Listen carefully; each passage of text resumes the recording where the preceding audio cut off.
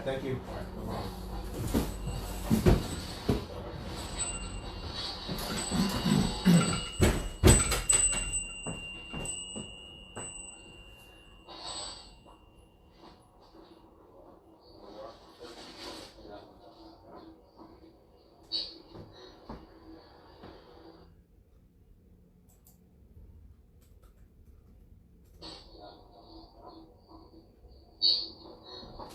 All right, hey, this is Joe, 718 Cycle. We're here in Brooklyn, New York. We're broadcasting live to answer some questions if you have them regarding the bike that we're talking about. Well, hold on, I gotta turn the volume of this thing down a little bit. There we go. So one thing about doing stuff live, I can guarantee that once we start doing live stuff, the door is going to start opening, the phone's going to start ringing, alarms are going to go off, UPS is going to show up with deliveries. So for better or for worse, this is how it's going to be with a one-person shop and how we run things. I'm keeping my eye on the street as I walk by to kind of wave people away that are going to come here and just gawk. So it's almost like the Today Show windows where people are going to be up against the window looking at this live broadcast. But anyway, these are crazy times we're living in, right? I mean, this is one of our thoughts this year as we moved into this smaller, more intimate space was to try to understand how we could reach more people, how we could maybe use the bike shop almost as a TV studio in a lot of ways where we can broadcast content out, because we've always been really good at doing some interesting things and documenting those things, right? So the idea of potentially trying to broadcast out a little more is one of the things we were working on this year with the situation with the virus going around and the city almost being on a lockdown at this point. This was a great opportunity to kind of like dive in feet first and kind of figure this stuff out. What I'll be able to do as you're watching this on Facebook, potentially, is if you have questions, you'll be able to type them in and I'll be able to see them on this little laptop right here. And hopefully I'll be able to answer them. And I'm just going to go through the build and the idea around the build of this particular bike that I'm looking at right here. Answer some questions you might have and kind of wrap it on up. So the bike. Usually what I try to do every year on the trips that we all do, we schedule a lot of trips out of the shop. We call them micro tours. You leave on a Saturday, come back on a Sunday, a lot of camping. This year we're going to do, this year we're going to do a few more longer trips. We're planning a trip to South Dakota this year. So I was kind of thinking of a way to kind of develop a bike that would be able to handle all the trips that I'm going to go on and lead, but also be a great example to show folks who are on our trips, what some of the options are and what maybe some of the aspirations are when it comes to building a bike. Conceptually, regarding this particular bike, and this is a Surly Ogre, instantly, as a bike shop person, when you're building up a bike, the first thing you're thinking of is like, oh, I want to bling it out, I want to have anodized parts that match, and I want to have a Chris King headset in the bottom bracket, and all these crazy things that are like unattainable. What? There's the phone already. Hold on 1 second. 718 Cycle, this is Joe.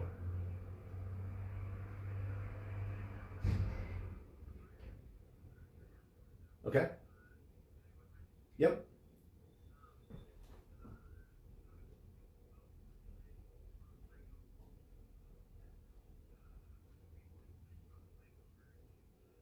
Yep. Oh.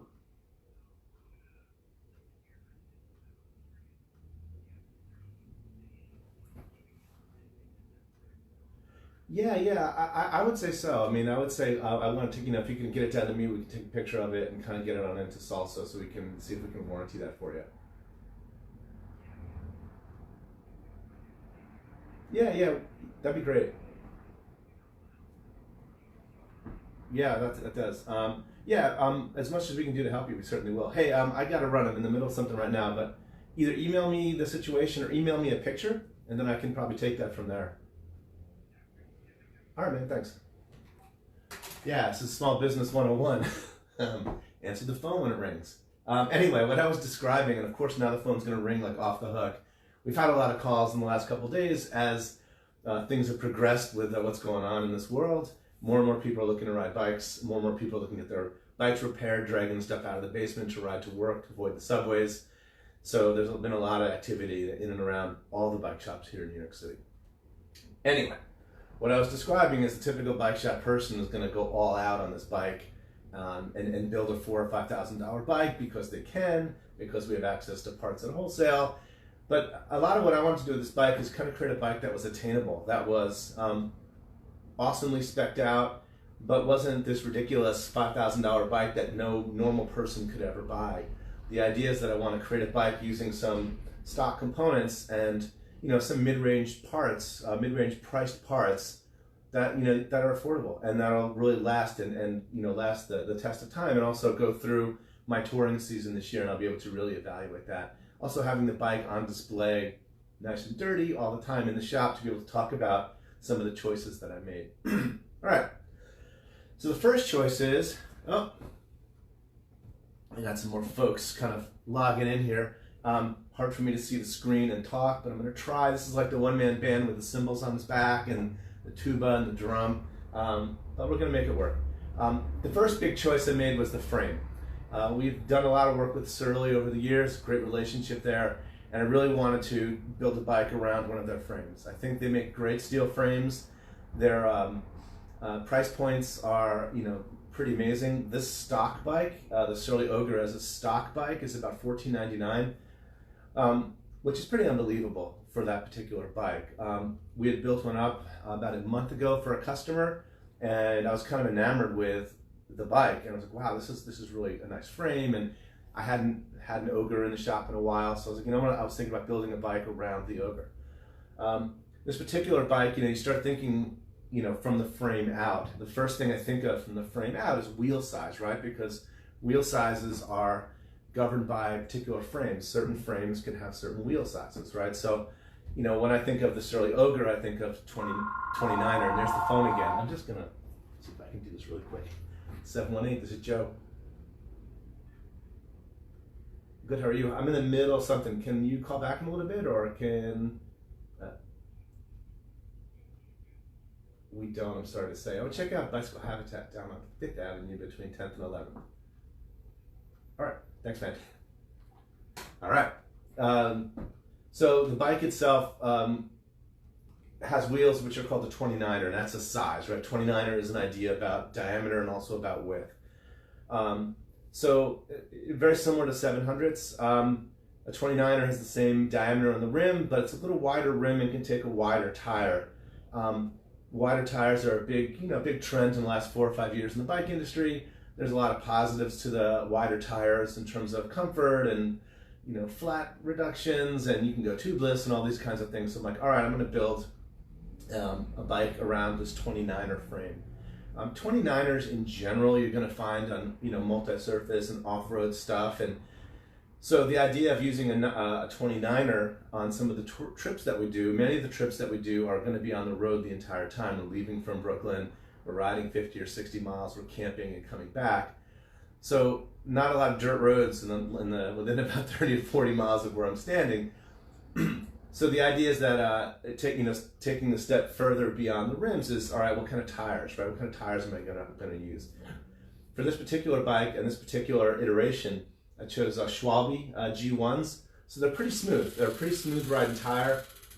I've had these tires before on another bike with not so good luck. I had a lot of flats, but I think there was a piece of glass in there that was just haunting me for weeks and weeks on end. Eventually I gave the tires up to an employee who has had great luck with them. I wanted to give them another try. You don't see too many smoother 29er tires, right? Usually a 29er tire is going to have knobs on it and be like a mountain bike or something like that. So the idea of taking these bigger tires on the road, I wanted something that rolled a lot smoother.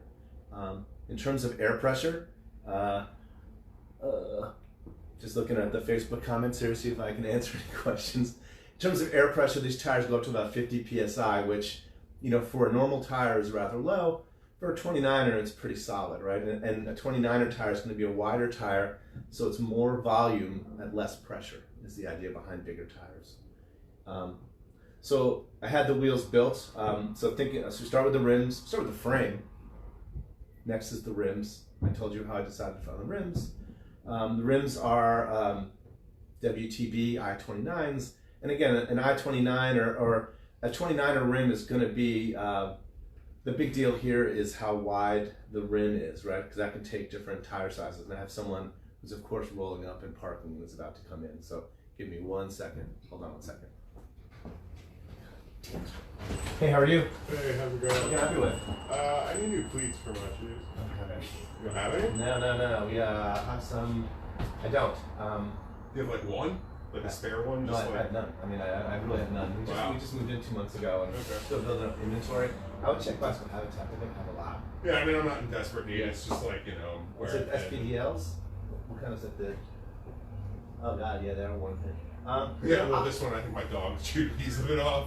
We have some pedals coming in today, but no cleats. But I would start to get in cleats actually now that I think of it, because I'm just trying to think of all the things I don't have here right now, and that's one of them. That's cool. All right, man. Yeah, Thanks check very back. much. Later in the week, man. Check back. Okay. Thanks. Take care. All right. Woo.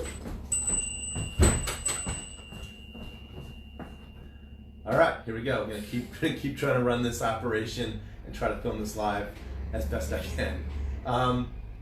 So, you know, when you're doing with a 29er, you want to deal with it's the width of the rim. You can tell what size tires you can take. This frame can take what's called 29 2.6. 2.6 is a width. It's pretty wide. I'm building another custom Ogre right now that has 26 2.6 tires. And those are big tires, and it really gets to the far end of the range of what can fit in the bike. So I wanted to come down a little bit. Here we go with the phone. Of course, this is like the witching hour. 718, this is Joe. Yes, what can I help you with?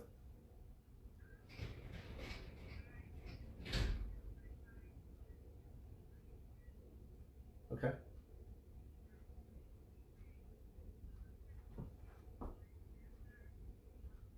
Yeah, I got one in the small. Okay, I'm in the middle of something right now. I'm going to build it up this afternoon once I'm done with what I'm working on right now. Are you around this evening to stop by, or?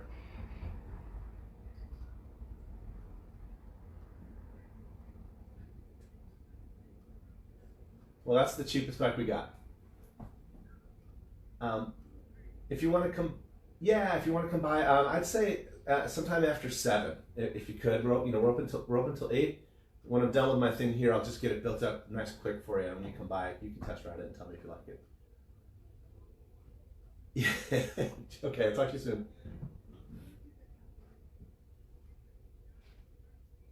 Awesome.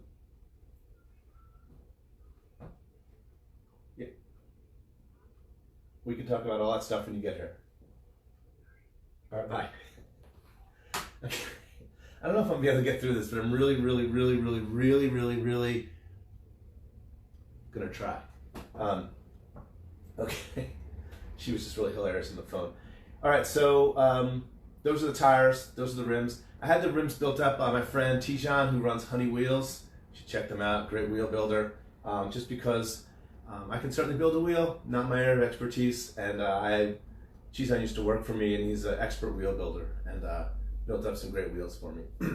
So continuing with the wheels, on the rear, I used an SLX hub, and it's a 12-speed hub, and we'll get into the drivetrain in a second and what that means back there, but there are certain things that have to happen relative to the drivetrain that you select. On the front, what I used is the Shimano Alfine Dynamo hub. Now, that's one thing that is a little bit of a departure for me. I like building wheels, and I like having bikes that have dynamo hubs. And what a dynamo hub is a hub that allows you to generate electricity while you're riding, so you have lights and you can charge things and all kinds of stuff. And normally, Bike Shop Joe would have built it up with what's called a San 28, which is a really high-end $300 Gucci hub on the front. It's just beautiful. It's made in Germany. All these really nice things. But again, trying to make this bike attainable and relatively affordable, I went with the Shimano Alfine Dynamo hub, and that's the hub on the front. It's about 150 bucks, and I've had one of my close associates has ridden with it many thousands of miles, including across the country, so that was enough of an endorsement as far as what I needed for that. Looking at Facebook here, see if there's anything I can answer. Supermotos, people are talking about different tire sizes. Hey, my friend Mark is on too. Hey guys. Okay, so we talked about the frame, talked a little bit about the wheels. Spokes are double butted. I like building wheels with double butted spokes. They behave a lot better as an entity. So, the next piece after I think about the frame, when I'm thinking about building the bike, think about the frame and think about wheel size, right? So we've talked about those kinds of things. What happens on a frame that has a certain wheel size? Well, the next thing I got into a little bit was the drivetrain, right? And the drivetrain is the shifters, the derailleurs, the chain, the cassette, the crank, like all these things that really give the bike its motive power and also its range. And by range, it's how hard it is to pedal, how easy it is to pedal, right? You want a wider range. And what I was thinking is that, on traditional touring bikes, you have a triple in the front, so that's a triple chainring in the front and a bunch of gears in the back, and it gives you a really, really wide range of gears, right? From very hard to very easy, right? You want a wide range of gearing when you're doing trips that are, up and down hills and God knows where. What's happened in the bike industry in the last 3 or 4 years, probably 4 or 5 years, is that front derailleurs have kind of been removed from bikes in favor of having what's called a one-by, and that's a single chainring in the front with a wider cassette range in the back. And that's the technology that's allowing that to happen, is that wide range in the back that gives you very, very close, if not mimics, the gear range of having the triple chainring in the front. And I always think of there's 3 reasons to not have a front derailleur, 3 good reasons to not 3 reasons to not have a front derailleur. One is it reduces the weight. And these are reasons to not have a front derailleur. One is it reduces the weight. One is it reduces the cost. And the third is it reduces mechanical complications, right? That's just another thing that can go wrong. And certainly, being in a bike shop for 12 years, seeing what comes in the door, so many people have front derailleur issues. So many people will say, I don't even use it. I don't even shift with it. It's broken. It's always breaking. That front derailleur, it's almost like a mousetrap the way that it works. A little bit of black magic to kind of get it to work just right. So a lot of every single mountain bike on the planet now doesn't have a front derailleur, but you're seeing more and more of the consumer grade stuff not having a front derailleur. So in not having a front derailleur, I'm looking for a drivetrain that has a wide gear range in the back, and looking for something that isn't so ridiculously expensive that it just can't be bought by normal people. So I went with the new, not the new, but recently set up the Shimano SLX 7100. What does that mean? Shimano is a company. Shimano and SRAM are the 2 bigger component makers out there. I'm not a fanboy of either one. I can ride bikes with both Shimano or SRAM. I've built a lot of bikes with both. In the end, I don't have a preference. I think they both make great stuff. But I was convinced a little more. Here goes the phone again, right? Hold on one second. 718, this is Joe. Yes, it is. We're up until 8. Yeah, what can I help you with?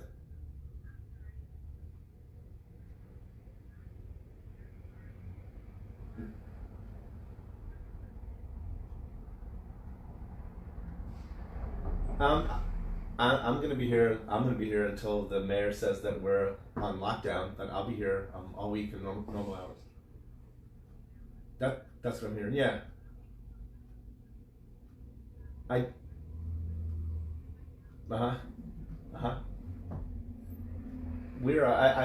will say this: we're not a service shop anymore, so we're not doing service. No. Yeah, absolutely. Bicycle Habitat down on 5th Avenue. Yeah, you're welcome. All right, bye. You would think with all these phone calls I'd be a really rich man just rolling in the business that comes in all the time, but I'd say 75% of the phone calls are you open? What's your address? Where else can I go because you guys don't do the thing that I want you to do? Anyway, the phone rings a lot. And it's just one person, so sometimes it's a little distracting. But, everyone, always gets respect on the phone. So talking about drivetrain, I went with the Shimano SLX 1x12, right? And now what that does is it gives you a really wide range in the back, and the cassette is a really big one here. It's 51 teeth, which if you're into the bikes, if you're into bikes, that's a lot. If you're not into bikes, that's just a number that's more than 50. But it represents a very wide range, probably the widest gear range that's out there that I know of. I mean, I'm sure there's things that I don't know of, which is probable. But what this does is with a 32 chain ring in the front and a really big range in the back, it really, really, really gives me a very, very wide range. And my buddy Greg always says that's the one thing that you really, really need on bikes that are doing longer and longer trips is just a really wide gear range, because that's something you can't, you can't change once you've kind of started your trip. I mean, you can get a different cassette, but that means sometimes different derailleurs and all kinds of stuff. So really getting a wide gear range was the option here. So it installed really well. The crank installed incredibly simply. It was a Holotech bottom bracket, slides right in. The crank slid right in. Working my way through. The cassette uses a new standard to kind of attach it to the free hub on the back. Most of us are used to 8, 9, 10, and 11 speed kind of splined on cassettes. With the new 12-speed stuff, there's just different kind of splining patterns and different things that are going on back there. So you have to make sure that you had a hub that has the spline patterns. It's called micro spline in Shimano technology world. So I had that kind of set up and built, which is I had the wheel built. I installed the cassette. So getting the cassette on, that's what I'll do when I'll build the bike, right? I'll get the crank on, the wheels come in, I'll get the cassette and the wheels, throw the wheels up, so you can start to mock up the bike and start to get a sense of its proportions, how cool it's going to be to ride, how cool it looks, all those really awesome things. Those are some of my best times when I'm building a bike, is when it's just the frame and some of the wheels, because you're really starting to mock up, and it really gets back to some of the older things that I used to do on bikes in my backyard, right? Kind of mocking these things up. So that's a really exciting time. Maybe you should take a picture and run it outside. So kind of getting all that set up, getting the rear derailleur put on, that's the next piece. Most derailleurs attach to most frames these days incredibly easily. Did that, have an SLX shifter. The shifter gets wired through up over the top and down. Installs really well. The limits were a little messed up, so I got that lined up just right. So now that's the drivetrain. That is the wheels and the frame. The next thing, brakes, right? And this was a kind of a turning point for me in terms of like what brakes I would have chosen versus what brakes I ended up choosing. For me, disc brakes for sure, right? Because that's just the way the world's going. That's just the way that you're kind of going to start to be hard pressed to find bikes that don't have disc brakes at this point, right? So that's just the way the world's moving. So for me, I've always been into mechanical disc brakes, and those are disc brakes that are pulled by a cable, right? That's very similar to the cable that pulls road caliper brakes, or cables that you're used to seeing on bikes for our entire lives. So I wasn't really thinking of using a hydraulic disc brake system, because in my mind, you think, oh, I'm in the middle of nowhere, and oh, what if something happens, and oh, blah, blah, blah, blah, blah, blah, blah. And certainly I've been telling customers, not the same thing over there. Oh, they're reliable, oh, don't worry about it. But when it came to me, I was like, whoa, I don't know. And I really had to think hard about like what that meant, and had some counseling by some close associates who, what the thing that really pushed me, or the two things that pushed me into getting hydraulics, one was, getting more and more familiar with them, right? I mean, I've installed hydros, I've bled hydros. Fucking phone again, there we go. 718, this is Joe.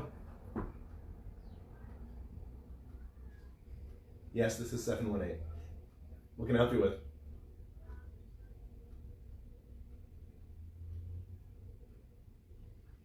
Sure. Yeah, that'd be awesome.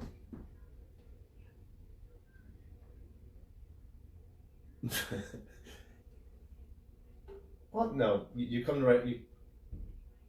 Okay, no, you come to the right place. Yeah, come on by. I can show you what we have and show what we can order. We're a small shop, but we've got some good options out there, and some affordable stuff. So if you want to come on by, we're open till 8.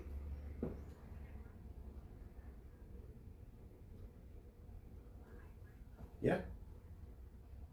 Sure. Yeah, I can show you some. I can show you some things that we have that are kind of moving through the shop right now. But yeah, I can totally show you some things.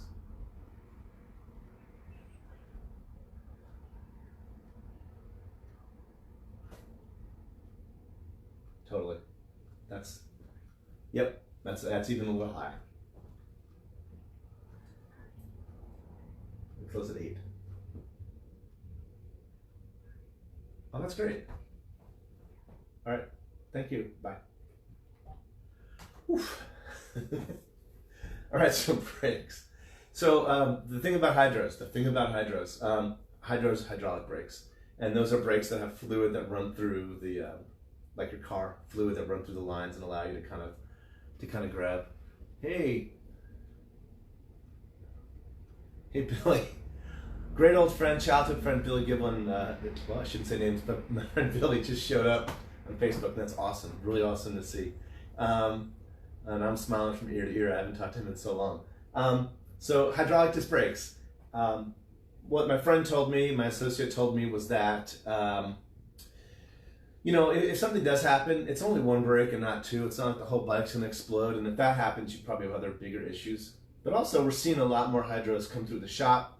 We're building up a lot more bikes that have hydraulic disc brakes. So, just to get more familiar and owning a bike that have hydraulic disc brakes, kind of like, as the owner of those brakes, you kind of understand a lot more about how to take care of them and all those things. So those are the two reasons that I kind of pushed me over the edge to kind of get hydraulic disc brakes. I always tell folks, as we were talking about hydraulic brakes in the shop, as I sell them and as I talk to people about them, you discuss that, oh God, here goes another customer. I gotta, hold on, keep him outside real quick. No, man, no. Hey, I'm in the middle, I'm filming something. Can you come on back? Are you around? Yeah. What's up? Just wanted to know if people were doing electric ones. No, we're actually not doing service in any of it. No service. But I gotta run. I'm in the middle of something. Good seeing you, man. Good seeing you.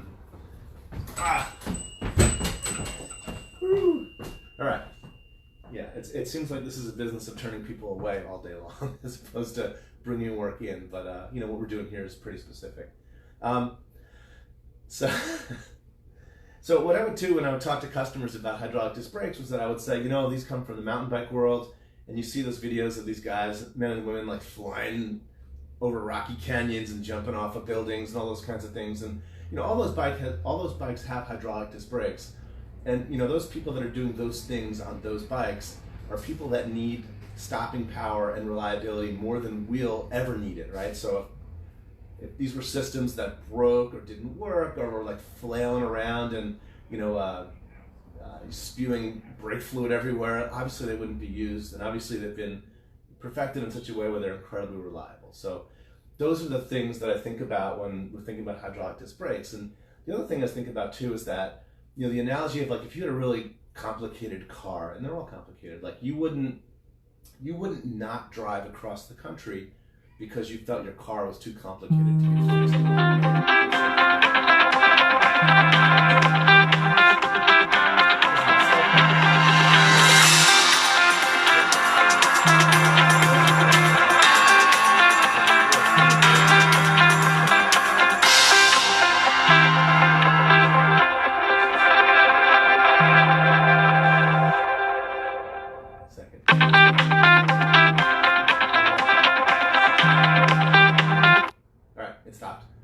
Lessons learned about trying to do this at 4 o'clock Eastern time here in New York. I'm going to probably move this up next time we do this to a quieter time of day.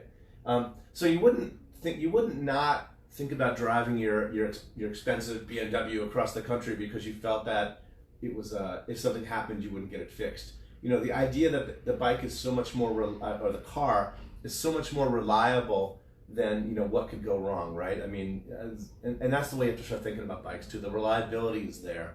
And certainly if you have a wreck, things are going to go bad. But if you have a wreck and things are going to go bad, you have a lot of other issues to contend with, medical and otherwise, that are probably going to be part of it. Same thing with a car, right? If you crash it, well, yeah, there's challenges there. But just the day-to-day of driving that car, you're not going to blow brake lines and things like that. So I went with Shimano has a system out there now. It's the M520. It's a 4-piston hydraulic disc brake system. So I installed it yesterday morning. What I did was, with hydraulic disc brakes, you have to bed them in, right? And that means you have to kind of go through a process of stopping and starting while you're doing your initial rides. And what it does is it transfers material from the brake pads to the rotors, and this allows the brake pad and rotor system to kind of work a lot better, very noticeable. So I took the bike to Prospect Park. I did some of the bedding process where you're getting up to a good speed and kind of stopping, and you're not standing up on the bike, you're not stopping to a screech, you're kind of stopping the bike and starting again and stopping, and by heating up the pads, you're transferring, in friction, you're transferring material from the pads to the rotors, so they work well. So that happened yesterday. I took it for a couple laps around the park. It was a nice ride. So those are kind of like the nuts and bolts of the bike, right? Those are the systems, right? You have the wheels, you have the drivetrain, you have the brakes, right? Those are some of the bigger challenges and the bigger systems. Modern components, the bike went together really quick. Modern components really go together really quick. It's really made to, the tuning process also rather easy compared to kind of some more complex, some older things or things that didn't have the right tolerances. When you're building a new bike and a new frame, things just kind of attach the way they should. So the build process was enjoyable and didn't take very long. So some of the other pieces, the other accessories around the bike that are on the bike and will be kind of put on the bike as we move forward. The first kind of indulgence that I allowed myself was the saddle. This is a Brooks, a Cambion Brooks saddle, which is their kind of leather replacement saddle. It's non-leather Brooks saddle, I guess, and it has all the qualities of a Brooks saddle without being leather. When you get them wet, leather saddles, you have to treat them, you have to kind of care for them. Some folks have leather and animal product issues with that particular product. I don't.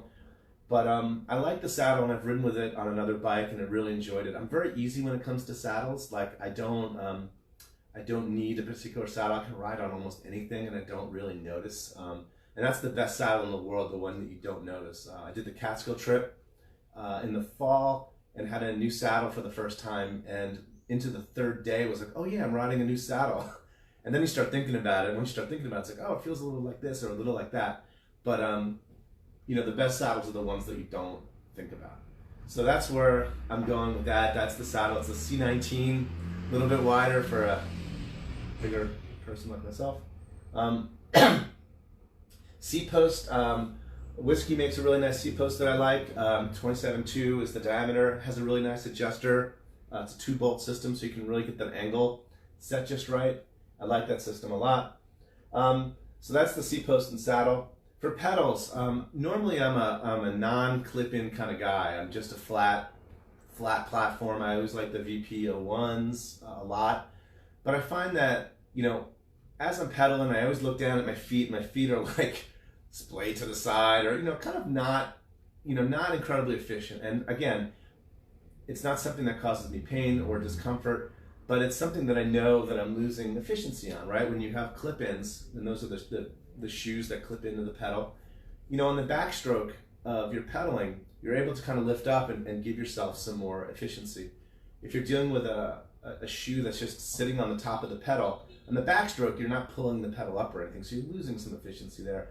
And also positioning too. I mean, we go on these longer rides, and you want to, as efficient as you can be, you want to kind of keep your feet kind of aligned, right? And I find that as my feet get unaligned, as I get more and more fatigued, your feet start splaying out, you start kind of like, paddling like a duck almost, and again, it just adds to fatigue on a longer ride. So I used to ride with clips, I used to ride clipped in the past.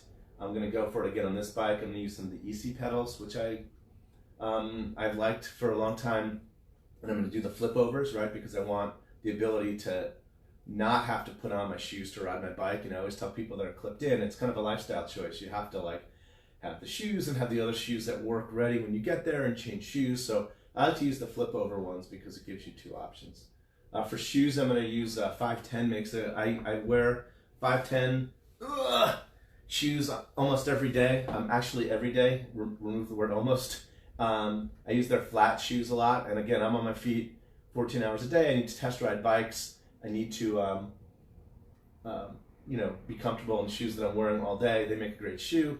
They have a clip-in with what's called a BOA, the BOA kind of attachment system, or the retention system. So I'm going to get a pair of those and try those out. So that's the pedals, right? They're going to be flip-over pedals, essentially. So getting up to the bar. The bar is a Moloko bar, right? This is from Surly. It's a multi-position handlebar. And the 2 big bars kind of in this space are this bar and the Jones bar, right? The Jones bar have been around for a little longer. We do a lot of work with them, and we've ordered that bar a lot. I wanted to use the Surly. I think there's slightly more functionality to it, more kind of places to put your hands. It was a toss-up. but I kind of wanted to go with the Surly bar. Let's see, just checking comments there. I haven't taped it yet. I tried actually putting some really long ESI grips on this morning, and I had a real issue with it. It just wasn't installing well, so I stopped. But that's I'm potentially gonna either put grips here or I'm gonna actually wrap it in bar tape. I haven't quite decided yet. You know, and on our rides, you know, I have a Garmin device, which is a GPS device. I will have you know, a light, or, you know, a couple things here, right? You don't want too much stuff. You don't want to be like Dad, you know, driving down the highway with all this kind of like stuff. But, you know, the rides that we do, if I'm leading them, you know, safety is a real concern and a real issue and a priority. So that means that my Garmin device, my phone, all these kind of communication things are really important to have at your fingertips. And, you know, so I don't really care if I have all kinds of things kind of beeping and booping on the bike itself, because, you know, I'm in charge of these things and they've got to be safe, right? So that's the handlebar. Again, I wrote it yesterday. The stack height, I just kind of guessed right now. I'm going to probably mess with that a little bit. On the front, on the light, this is another kind of slight indulgence, but I have this on another bike too. This is the sine wave beacon light. And what I really, really like about this light is that, and this is a light that's hooked to a dynamo hub. What I really, really like about this particular light is that, in addition to being a light, it has a USB kind of out on the back, and that allows you to charge devices, right? So on, you know, overnight trips that we do, you don't have that real need to charge devices. You know, you're never more than 50 feet from civilization and those kinds of things. On longer rides where you're going from point to point, and you are kind of distancing yourself from civilization, it is nice to have a device like this that allows you to keep things charged. So during the day, perhaps I'll charge my batteries, my external batteries. During the day, perhaps I'll keep my Garmin charged and my phone charged. And then at night, you know, when the sun goes down, be able to use the light a little more. So these, again, Sine Wave's the company. For the color, I didn't really care. I kind of emailed my contact there and said, hey, do you have anything lying around, any kind of crazy colors? Just, I'll take anything, because he's very busy, very popular items. They're out of stock of a lot of things. And he says, yeah, you know, I had a customer that wanted one that was brown and orange, and the factory accidentally made two. Do you want one of those? And I'm like, yeah. So that's why I have this brown and orange light here. It's not wired up yet. I haven't really done the connection, because I wanted to really run the bike through its paces, really do some test laps on it so I can really understand the bike. Connecting the dynamo isn't going to change the handling of the bike, and that's something to do at the end, in addition to the bar wrap and stuff like that, some of the finishing touches that I'll do on the bike. But yeah, you know, in thinking about how it's going to be bagged up and how I'm going to transport things on the bike, right? I mean, we do a couple kinds of trips here in the shop. There's like 3, you know, Chambo used to call them mild, medium, and hot salsa trips. You know, the mild trips, the easier trips we do are, you know, leave on a Saturday, come back on a Sunday. Certainly you don't need to pack down for that. You don't need like 4 panniers. You don't need all kinds of crazy stuff. You can do this pretty light. I tend to pack a little heavier only because if I'm running the trip, you know, the first aid kit has to be a little more elaborate, and some of the tools that I bring will have to be a little more kind of all-encompassing to help other folks. So, you know, a trip like that, I probably will do, you know, maybe a frame pack off the back, and then on the front have my sleeping bags on either side. Sleeping bag and tent on the front. The front fork on an Ogre is pretty renowned for all of the kind of things you can do and all of the ways you can attach things to it. So it's pretty cool.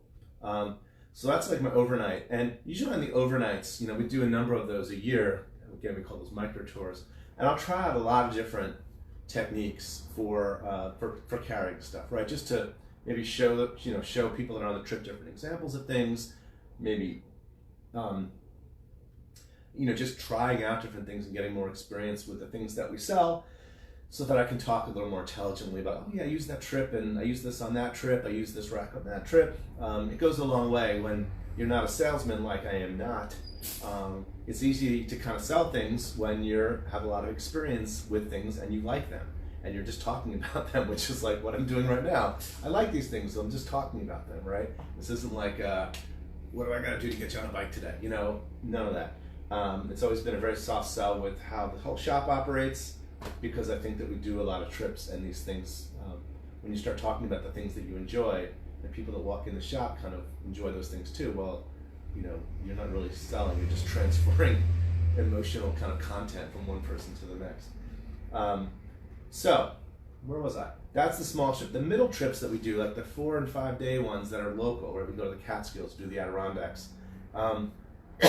The bike would probably look the same, although last year what I did on a similar bike was I put a rack and a pannier on the back to get a little more capacity, and also then carry the tent sleeping bag on the front. So that's like the medium trips that we do. I'm still going to take this bike. On the long trips that we do, we're doing South Dakota this year. I already bought my ticket, so I'm going. It's July 26th through the 31st. So there's 6 or 7th, 8th, 9th, 6 ride days. Travel day on Saturday and a travel day the subsequent Saturday. We've got some folks signed up already, which is great. And again, I bought my ticket, so I'm going. So if it's just me, well, that's great too.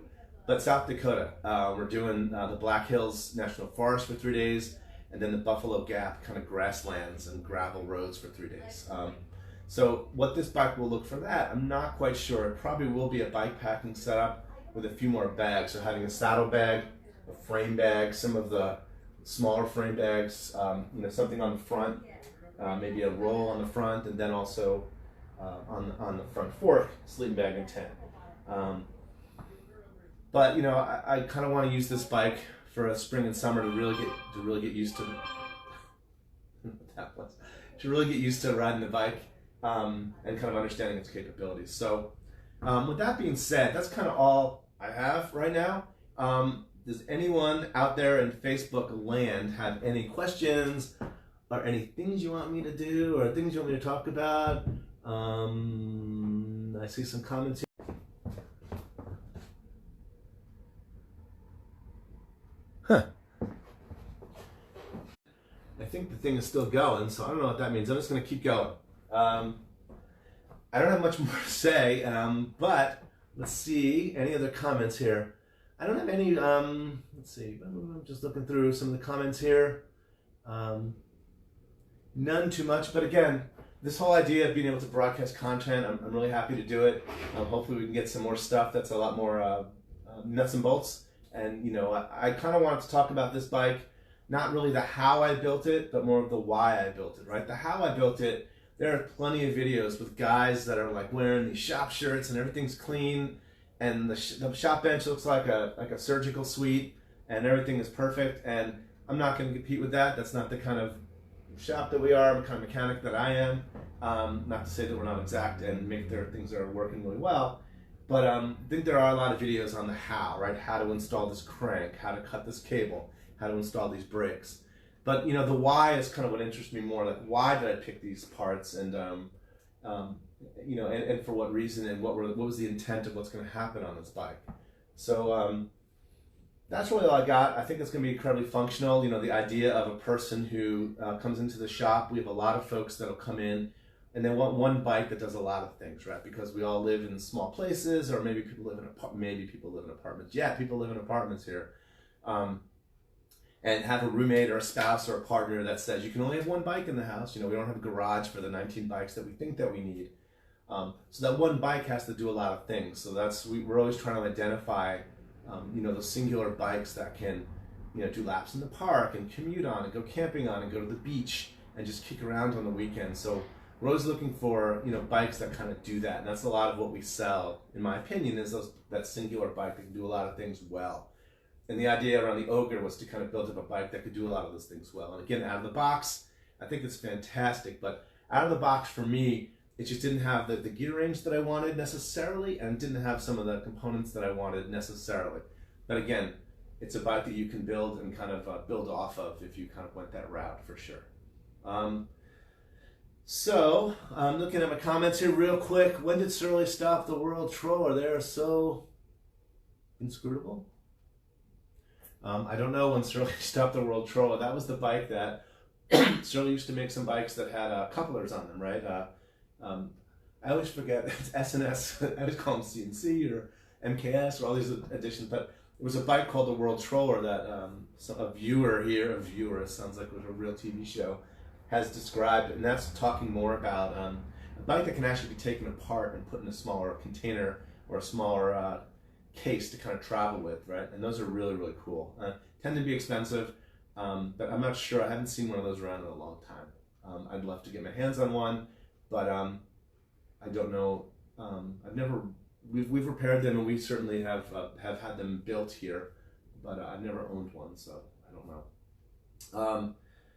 Well, that's all I got right now. It's like 4:45 on the East Coast. I'm doing this for 45 minutes, which is longer than I thought I would. Thank you guys for attending this inaugural event of 718 TV, and we'll see where this thing goes. You know, we all like talking about what we're interested in, and this allows me and the shop to kind of like broadcast out what we're interested in, and if people are interested in it too, that's awesome.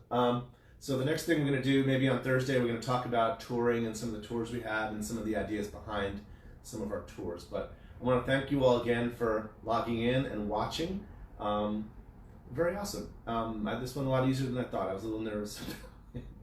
But obviously I like to talk, and obviously I have no problems talking. So here we are talking. All right, well, thanks again, and I'm going to sign off. All right, good night. Good night, goodbye.